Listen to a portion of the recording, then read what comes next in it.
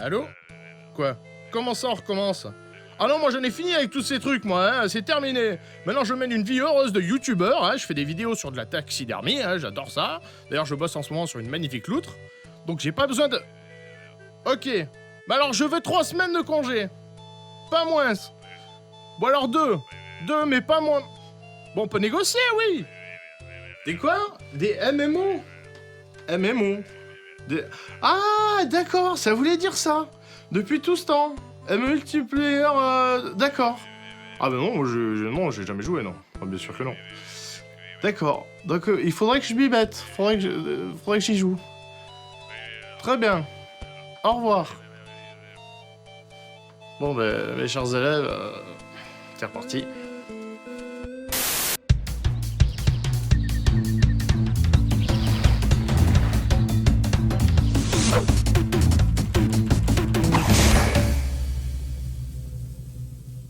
Salut à tous et bienvenue dans ce tout nouvel épisode de LFG pour ce qu'on va appeler la saison 2 de LFG qui est revenu. LFG est immortel, LFG est de retour avec un nouveau décor puisqu'on a une lampe qui marche pas qui a grillé 5 minutes avant qu'on commence à tourner. Crane, bonjour. Et bonjour à tous. Donc LFG revient plus fort que jamais, on est vraiment content d'être là, on s'est battu pour revenir et enfin merci beaucoup de votre soutien d'ailleurs parce que vous avez été nombreux à nous envoyer des messages que ce soit sur Facebook, que ce soit sur les forums. On a fait une petite session Twitch avec Fred où pareil vous êtes venus très nombreux et d'ailleurs pour ceux qui ne savent pas pourquoi l'émission s'est arrêtée, je vous invite à aller sur mon Twitch. Là vous pourrez voir le replay de l'émission qui va vous expliquer exactement tout ce qui s'est passé. Ça va éviter de perdre un quart d'heure en début d'émission pour vous raconter toute l'histoire. Vous inquiétez pas, on vous donnera l'adresse du Facebook et l'adresse du Twitch en fin d'émission. Et c'est parce que c'est aussi la saison 2 que maintenant on a une chose absolument incroyable qui s'appelle le sommaire. Cette semaine dans LFG Actu, on commence dans l'espace avec Elite Dangerous, le revival de la saga Elite. Sortira pas, on a enfin des nouvelles de la version européenne Dark Age et de World of Darkness, le MMO basé sur les JDR White Wolf. On s'éloignera ensuite du MMO pour vous parler de MOBA en se penchant sur Dota 2 et son fameux compendium. Retour sur des jeux déjà testés dans LFG, Secret World nous propose de parcourir Tokyo dans un nouvel épisode et Marvel Heroes continue d'enrichir son contenu avec de nombreux ajouts dont son système de raid. Et pour finir, ne manquez pas Black Desert Online, ce sandbox au graphisme époustouflant qui pourrait bien créer la surprise. Magnifique sommaire, donc on commence ce LFG Actu, on avait parlé de Star Citizen il y a longtemps du coup, et là tu vas nous parler d'un autre jeu qui est sorti il n'y a pas très longtemps, enfin donc qui va sortir, il s'appelle Elite Dangerous, qui est un peu un shooter dans l'espace pareil. C'est un concurrent direct à Star Citizen. Donc la saga des Elite, pour ceux qui connaissent un petit peu les jeux, c'est vraiment un grand nom dans la simulation spatiale. Le premier Elite est sorti en 84, c'était l'un des premiers jeux en 3D je crois, développé par deux gars dans leur cave. En 93, il y a Elite 2 qui sort, en 95, il y a Elite 3. Les deux jeux sont sortis quand même très très buggés et ont malgré tout eu beaucoup de succès auprès des joueurs. C'est des références dans la simulation spatiale. Il y a des jeux comme ça, comme les Wing Commander, comme les X, voilà, qui sont vraiment restés dans le cœur des joueurs. Et donc ça faisait quand même très très longtemps, 95, c'est il y a beaucoup de temps. Il y a eu un Kickstarter fin 2012 où ils demandaient 1 million ou 1,5 million, je ne sais plus exactement. Ils ont réussi à avoir la somme, ils ont eu 2 millions d'euros. Et depuis, le projet a été lancé. Voilà, maintenant, il va y avoir Elite Dangerous. Une sorte de MMO, pas vraiment MMO, avec des phases multi, avec des phases solo, donc un petit peu comme Star Citizen, qui va sortir. Actuellement, ils ont fait l'alpha, ils sont en phase de bêta. Et ce qui est intéressant de noter, c'est que tout le monde attend Star Citizen. Le dogfight est sorti récemment, on l'a un petit peu testé. Le dogfight, il n'a pas été convaincant. Sur Star Citizen, c'est un peu mou, la map est très petite. On sait que c'est vraiment du début de développement, donc on ne va pas être trop méchant avec le jeu. Pour le moment, c'est juste qu'ils nous ont montré 2-3 choses. C'est très très beau, mais les retours de joueurs sur Elite Dangerous, c'est un petit peu de ce type-là. C'est Star Citizen, ce qu'il a pour lui, c'est plus beau. Tout le reste, c'est mieux sur Elite Dangerous. J'exagère un petit peu, le jeu est beaucoup plus avancé, mais je vous invite quand même à aller vous renseigner sur ce jeu parce que ça pourrait être une très bonne surprise. Après, c'est vrai que Star Citizen, il est très prometteur dans ce qu'il annonce de faire, alors que Elite Dangerous, pour l'instant, n'a pas annoncé grand-chose. Ils ont annoncé qu'ils aimeraient faire beaucoup de choses, mais c'est pas du tout le même budget que Star Citizen. Star Citizen qui s'approche à grands pas des 50 millions de dollars, c'est quand même une somme hallucinante. Elite Dangerous, bah voilà, avec leurs 2 millions, plus tout ce qu'ils ont eu à côté par les sortes de packs fondateurs, si vous voulez acheter un accès bêta, vous achetez pas vraiment l'accès bêta, c'est pour aider aussi au développement, mais par ce biais, vous pouvez accéder à la bêta plus rapidement. Donc ils auront un petit peu plus de budget, mais on est très très loin d'un Star Citizen. Allez, je suis avec l'arrivée en Europe de Arcade, un jeu coréen qui a été un jeu feu de paille. C'est vrai. Arcade a été annoncé il y a des années. C'est un jeu qui est développé par le studio XL Games. XL Games, c'est un studio qui a été fondé par Jake Song. Donc Jake Song, c'est l'un des développeurs de Lineage, donc l'un des jeux avec le plus de succès en Corée. Donc jeu annoncé en 2007. On nous promet énormément de contenu sandbox. On voit les premières images de développement dans les années 2010-2011. Le jeu sort début 2013 en Corée. Gros succès au moment de sa sortie, mais juste au moment de sa sortie. Très rapidement, les joueurs se sont lassés du jeu et le jeu a sombré dans le classement des jeux coréens très rapidement derrière ça. Parce que c'est vrai que, comme tu disais, le contenu sandbox, maintenant, c'est normal, quand on vous annonce un jeu avec du sandbox, vous faites « ouais, c'est normal ». Mais à l'époque, c'était révolutionnaire. C'était un peu révolutionnaire, on était habitué aux jeux plutôt theme park, et du coup, d'avoir du sandbox. Donc le sandbox, on rappelle un petit peu ce que c'est du contenu créé par les joueurs. On laisse le joueur libre de faire un petit peu ce qu'il veut. Donc là, sur Arcade, on nous annonce des combats maritimes, on nous annonce que le joueur va devoir créer lui-même ses propres bateaux, qu'il va devoir créer ses villes, donc il va y avoir des relations commerciales plus poussées. Donc vraiment, beaucoup d'attentes à ce niveau-là, et aussi beaucoup d'attentes en Europe de savoir est-ce que le jeu va sortir en Europe.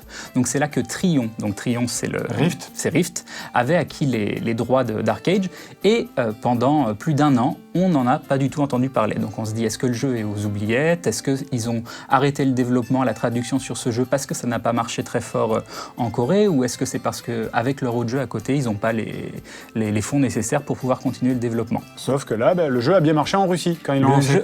Le jeu est sorti il n'y a pas très longtemps en Russie et ça a été un assez bon succès. Donc du coup, est-ce que c'est pour ça? Je ne suis pas sûr, mais en tout cas, Trion a décidé de ressortir Arcade du fond des tiroirs. Et c'est sûr, maintenant le jeu va sortir. Trion a mis à disposition des packs fondateurs qui sont assez chers. Ça, c'est une pratique un petit peu limite. Je peux comprendre, ça se fait de plus en plus, mais là, quand même, les packs étaient très très chers. Et du coup, au moins, on est sûr que ça sort. Est-ce qu'ils mettent les packs si chers parce qu'ils veulent sauver les meubles, parce qu'ils savent que le jeu va pas forcément fonctionner? On ne sait pas, mais on va rester positif et on va se dire que ça va être un bon soft qui va sortir, intéressant malgré tout, même s'il a un petit peu plus d'1 an. L'avantage, c'est qu'ils vont le sortir en version 1.2 et pas en version 1.0, donc la version qui a corrigé pas mal de défauts du jeu normalement en Corée. Donc on attend de voir ce que ça va donner. Sachant que moi j'ai vu quelques images, c'est vrai que bon, quand tu vois les images de gameplay comme ça fait un peu random MMO coréen banal, mais le combat sur les bateaux, tu m'as montré, ça a l'air assez rigolo. Oui, ça avait l'air sympa, plein de monde sur un bateau, chacun utilisait un canon, j'ai hâte de voir ce que ça va donner. On verra.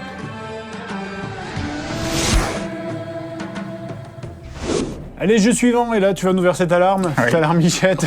Autre jeu dont on n'avait plus de nouvelles et dont on a des nouvelles toutes récentes, c'est World of Darkness. World of Darkness, MMO basé sur l'univers de vampires. Donc nous qui sommes rôlistes, c'est un univers qui nous parle particulièrement. C'est un jeu que j'attendais vraiment énormément parce qu'il était développé par CCP. Oui. CCP nous donnait des informations au compte-gouttes et chaque année, au moment de la FanFest, par exemple, on se disait on va avoir des nouvelles fraîches, ils sont en train de faire quelque chose. C'est la convention annuelle de CCP à Reykjavik. Et vraiment, on attendait ce jeu comme probablement le jeu que j'attendais le plus, même si j'en savais pas grand-chose. Et sachant que c'était pas un MMO classique, c'était presque plus une interface de jeu de rôle. En fait, ils voulaient garder ce côté très sandbox qu'à EVE Online, c'est-à-dire le joueur va être maître d'un petit peu tout ce qu'il va faire. Il est tout. Ça, cette promesse-là, pour nous, c'était énormément vendeur. Donc voilà, CCP a fait l'annonce il n'y a pas très longtemps. Ils abandonnent le projet. C'est probablement l'une des pires nouvelles dans le milieu du MMO pour moi. Voilà, non, peut-être pas jusque-là, mais quand même, j'attendais vraiment énormément de ce jeu. Donc, grosse déception. Ça nous fait nous poser quelques questions sur CCP, parce que CCP, on a une très bonne image de CCP par rapport à EVE Online. On attend énormément de EVE Valkyrie qui va sortir avec l'Oculus, mais vraiment beaucoup, surtout suite à la fois où on l'a testé.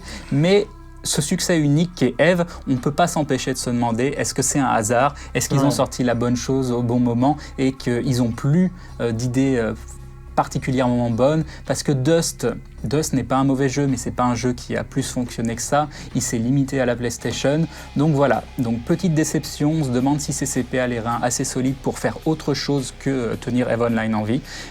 Par contre, ils ont annoncé récemment, et ça peut être intéressant, une sorte de Dust sur PC. Ça s'appellera pas Dust, ce Qui sera aurait dû plus... exister depuis le début. Oui, ça aurait dû d'ailleurs. exister depuis le début, ça sera plus un MMO, ce sera le projet Légion.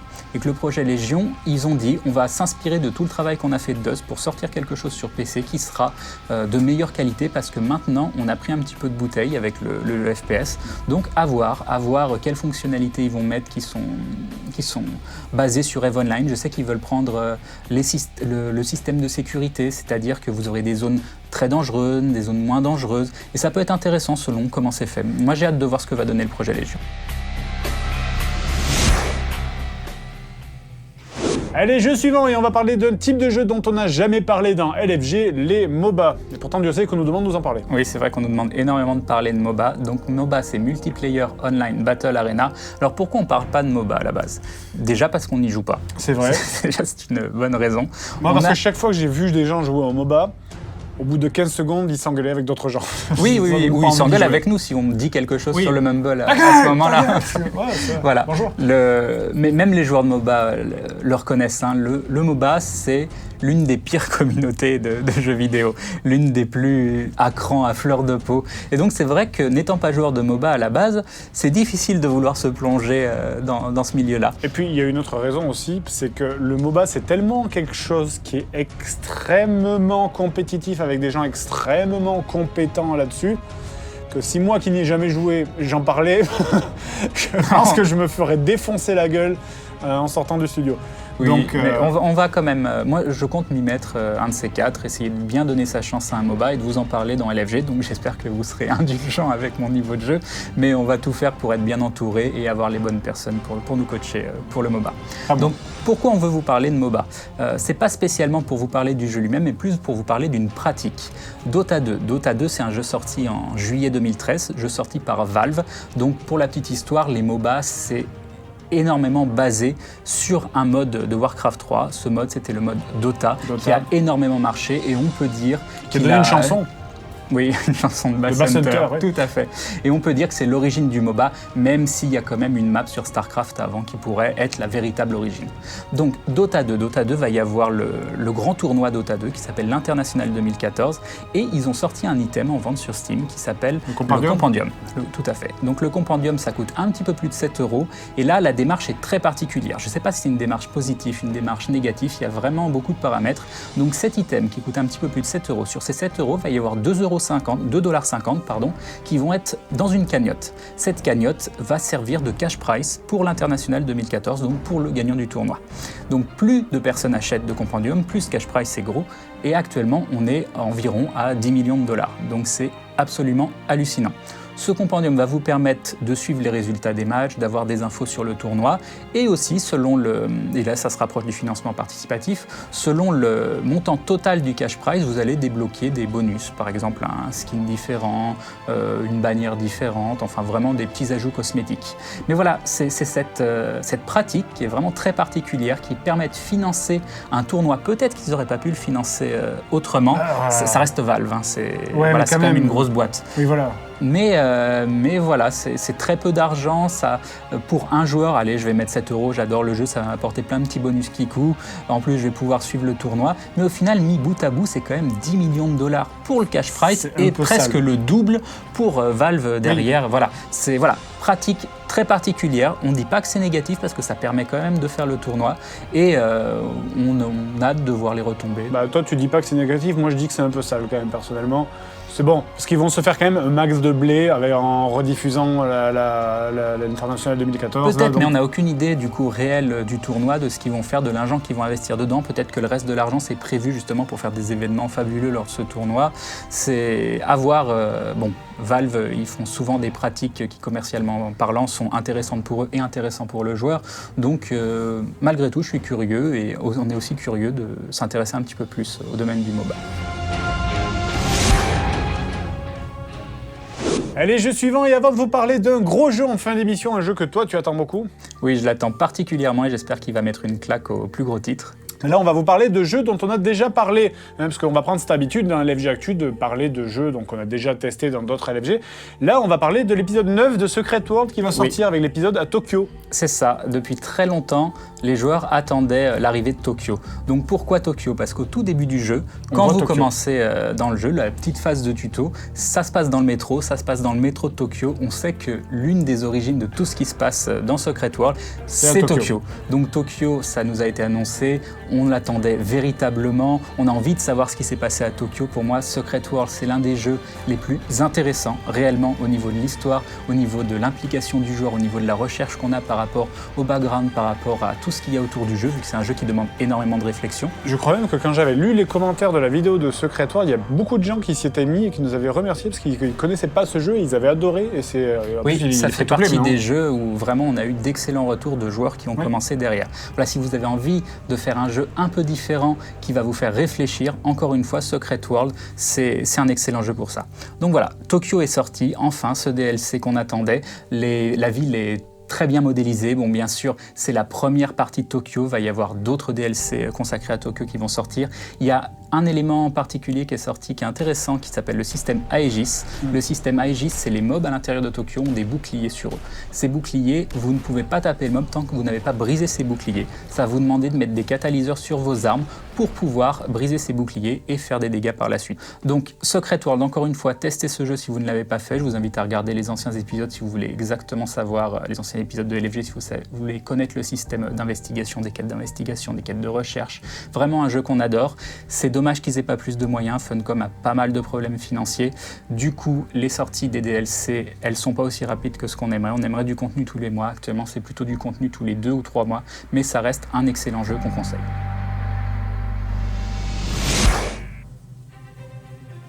Allez, c'est parti pour le jeu suivant, et là je vais juste fermer ma gueule parce que j'aurais plus rien à dire pour les 5 prochaines minutes environ, sachant qu'on va parler de Marvel Heroes et que chaque fois que je me connecte sur Mumble, t'es toujours là en train de jouer à Marvel Heroes, donc là, vrai. Je vais retourner dans le canapé. Voilà, et ne plus bouger. Je vais essayer de faire plus court que 5 minutes. Donc, pour ceux qui suivent un petit peu les LFG, vous devez savoir que je suis un gros fanboy de ce jeu, que je joue énormément à ce jeu. Et actuellement, Marvel Heroes a encore plus de contenu que ce qu'on vous avait annoncé. Marvel Heroes, c'est un jeu qui est en continuelle évolution. Ils ont ajouté récemment le système Omega. Donc, le système Omega, c'est un système comparable au système Parangon sur Diablo. C'est-à-dire que vous avez un système d'avancement alternatif. Par contre, vous attendez pas à des arbres à la Diablo où vous avez 4 rubriques à remplir sur 4 colonnes. Là, vous avez plein d'arbres différents. C'est énormément de compétences, ça relance énormément l'intérêt du jeu. Ça veut dire beaucoup de farming derrière, mais c'est ce qu'on aime dans un hack and slash. Et c'est pas la seule chose qu'ils ont ajouté. Ils ont vraiment ajouté plein de nouveaux persos. Ils ont aussi ajouté un système de raid, et ça c'est bien parce que ça rend le hack and slash encore plus MMO. Et les mécanismes des boss de raid sont vraiment intéressants. Donc j'ai tombé les 3 premiers boss du raid actuellement. Par exemple, le premier boss, c'est un double boss, et vous devez alterner entre le boss 1 et le boss 2 qui va vous mettre des debuffs. Quand vous avez trop de debuffs, vous devez aller tuer des trash mobs qui vont vous mettre un buff qui va contrer ce debuff, et vous faites les allers-retours tout en laissant des gens sur l'autre buff pour pas que le boss passe hors combat et régénère. Donc vraiment des mécanismes typiques d'un MMO, mais sur un hack and slash. C'est allez y faire un tour, allez voir le contenu. Si vous avez arrêté le jeu il y a 2 mois, vous verrez, il y a encore plein de choses nouvelles. Il y a des choses qui sont encore annoncées, comme le système d'achievement. Ils ont fait un système de... C'est pas de la quête journalière, parce que quand on est quête journalière, on a envie de se tirer une balle habituellement. Là, c'est un système de shared quest, c'est-à-dire que vous pouvez les compléter en groupe. Ça va vous faire voyager dans divers endroits du jeu. Elles sont pas obligatoires, elles vont juste vous donner du bonus, et du coup, ça vous fait faire des choses que vous n'avez pas forcément l'habitude de faire, et ça vous donne un bonus en plus. Bref, Marvel Heroes, c'est une perle, n'hésitez pas à y aller. Ouais. En plus, vous pouvez m'y voir assez souvent dessus le soir. Une analyse neutre et objective. C'est ça. Allez, jeu suivant, donc on va parler du jeu dont tu voulais absolument parler, c'est Black Desert Online. Moi je me souviens de ce jeu, la première fois que j'en ai entendu parler, c'est parce que vous m'aviez montré une vidéo de moteur de création de perso en me disant « Oh mon Dieu, c'est magnifique, c'est le jeu des 8 prochaines années, etc. » C'est vrai, la création de perso, elle est splendide. C'est vrai, j'avais l'impression de voir un peu EVE Online... en mieux. En beaucoup mieux. Ouais, un peu mieux, moi je trouve. Non, mais tu te souviens pas très bien de la création de perso. Peut-être, c'est vrai que je me souviens pas très bien de la création de EVE Online, mais c'est vrai que le moteur, la création du perso est magnifique. Après, Voilà, si tu fais un moteur de création de perso qui est magnifique, mais si le jeu derrière il est nul à chier, pour moi ça sert à rien. Voilà, donc ça c'est Fred qui retient juste une petite partie des infos. Mais hier tu m'as dit, il y a un certain nombre de trucs rigolos, notamment dans le craft qui m'intéresse énormément dans les jeux, vous le savez tous. Et donc ça a l'air sympa, J'attends en voir plus, parce que par définition, je me méfie des jeux coréens. Parce que les Coréens, vous les connaissez. non, je me méfie des jeux coréens parce qu'en fait, c'est toujours des jeux qui sont extrêmement punitifs au niveau de la mort. Genre, tu meurs, tu vas perdre tes items, moi ça me met les glandes, enfin voilà. Donc vas-y, parle-nous-en. Donc, Black Desert Online, c'est un jeu développé par Pearl Abyss. Pearl Abyss, ce sont des gens qui sont composés d'anciens développeurs de... c'est comme None of the Nines. Voilà, C9, C9. Ils ont développé leur propre moteur de jeu, ça c'est important de le noter, parce que le moteur est magnifique, il semble fluide et c'est un moteur maison. Ça, c'est déjà un point assez positif. Sur quel PC il tourne après, c'est vrai que c'est magnifique. Voilà, après, il faut voir qui peut faire réellement tourner ce jeu. Il n'est pas prévu pour tout de suite, les machines vont évoluer, donc c'est à voir. Donc graphiquement, il est splendide, vraiment au-dessus de quasiment tous les autres MMO qu'on a vus. Il souffre de défauts de clipping, par contre. J'espère qu'ils vont résoudre ça parce que le clipping est quand même très important. Ouais. Mais on prend une claque visuelle à chaque fois qu'on regarde ce jeu. C'est vrai que c'est un peu comme si tu jouais à Skyrim avec les full modes, tout à fond, les modes qui permettent d'augmenter la qualité des graphismes, des textures en 4K, etc. Mais j'exagère quand même un petit peu. Mais c'est vrai que c'est très très beau. C'est vraiment très beau. Et d'ailleurs, pour la création de perso, là, je voulais dire que c'était beaucoup mieux qu'Eve. Un petit détail tout simple. Quand vous allez choisir votre coupe de cheveux, vous avez votre coupe de cheveux et vous allez avoir des fils qui vont apparaître de partout. Vous allez pouvoir tirer sur ces fils et ça va tirer des mèches, non pas la chevelure entière mais des mèches, et vous allez pouvoir tordre ces fils et ça va tordre les mèches en question. Donc ce niveau de détail dans une création de perso, on l'avait encore jamais vu. Après, je peux pas m'empêcher de voir que dans toutes les vidéos que j'ai vues avec le moteur de création de perso, tous les persos que tu fais ressemblent à des boys bands de J-pop, quoi. Ah non, ils ont fait des trucs très très moches, très gros. Ben moi, je veux voir des persos moches. Pour moi, tu pourras créer ton perso moche. Donc voilà. Tu seras content à ce niveau-là. Donc c'est un jeu qui annonce énormément de côté sandbox. De côté sandbox, notamment au niveau de la gestion. Une gestion toute simple, donc c'est pas vraiment du craft. Moi, je trouve plutôt c'est la gestion de l'économie. Un détail tout simple, par exemple si vous pêchez du poisson et que vous allez vouloir vendre ce poisson en bord de mer, vous n'allez pas le vendre pour grand chose. Il va falloir acheminer ce poisson à l'intérieur des terres, sachant qu'il n'y a pas de système de téléportation, pour pouvoir vendre ce poisson beaucoup plus cher. Mais ce qui est intéressant, c'est que pour amener votre poisson du point A au point B, vous allez soit devoir louer une charrette et vous allez emmener votre poisson vous-même jusqu'au point B, ou alors louer des PNJ qui vont se charger d'emmener votre poisson. Mais c'est pas une location passive, c'est pas je dis à mes PNJ de faire ça comme par exemple le craft de Star Wars. Non, là c'est de Star Wars The Old Republic, je précise. Là c'est vraiment vous louez des PNJ qui seront sur la carte et qui pourront se faire attaquer. Ils pourront se faire attaquer probablement par des monstres, mais aussi par des autres joueurs qui essayeront de prendre vos ressources. Donc là ce que vous allez pouvoir faire, vous allez pouvoir louer d'autres PNJ pour protéger vos PNJ, ou alors peut-être qu'il va y avoir, comme sur EVE Online, des guildes qui vont se spécialiser dans l'escorte, dans le fait d'être des mercenaires, et qui vont dire, voilà, on loue nos services, on va escorter vos ressources, et c'est exactement ce type d'attitude qui permettent de créer une économie et un système basé sur les joueurs. C'est quand des joueurs se créent des fonctions qui n'existent pas dans le jeu. Voilà. Et ça, c'est vraiment un des points du sandbox que j'aimerais voir sur plus de jeux. Donc là, je vous ai vraiment donné un petit détail. Il y a vraiment plein d'autres choses sur le jeu qui sont très intéressantes, mais on espère très prochainement avoir un accès bêta. La clause bêta 2 vient de se terminer. Il y a la numéro 3 qui devrait avoir lieu dans l'été, je crois en août, quelque chose comme ça. Donc on va essayer d'avoir des clés. Ce serait vraiment très chouette de pouvoir faire un LFG bêta dessus. Tu n'as pas parlé du gameplay aussi, qui apparemment n'a rien à voir avec un MMO classique, au sens où j'appuie sur un skill, ça déclenche l'animation de macro l'animation qui fait un cleave, etc. Voilà. Ça a l'air beaucoup plus actif. C'est pas forcément un point positif du jeu, ça pour moi, parce que je suis assez old school sur l'utilisation des skills. Je sais qu'il n'y a pas de classe de heal pour le moment et ça me pose un vrai problème. Ils n'ont pas encore mis toutes les classes, ils sont en train de voir s'ils veulent mettre une classe soutien ou non, mais comme ça arrive souvent dans les jeux coréens, c'est le système de potions qui sert vraiment de healing. Mais je le rapprocherais peut-être plus d'un jeu comme Vindictus, c'est-à-dire que c'est un gameplay qui est beaucoup plus actif, où ton personnage, quand tu appuies sur le skill, tu le vois faire des enchaînements, il y a des actions-réactions. Donc en plus d'être très beau graphiquement, au niveau des animations, il est très fluide et ça en met plein les yeux. Donc voilà, un jeu qui en met plein les yeux et qui apparemment a de la consistance derrière, dont on espère vraiment vous parler plus en détail par la suite. LFG Actu, c'est terminé. On se retrouve la semaine prochaine pour un LFG test complet. Mais avant ça, vous vous demandez pourquoi est-ce qu'on n'a pas parlé de Tezo et de Wildstar, qui sont quand même les deux grosses sorties du moment. Hein, Tezo et Wildstar, toi, moi Wildstar, j'ai pas joué, toi.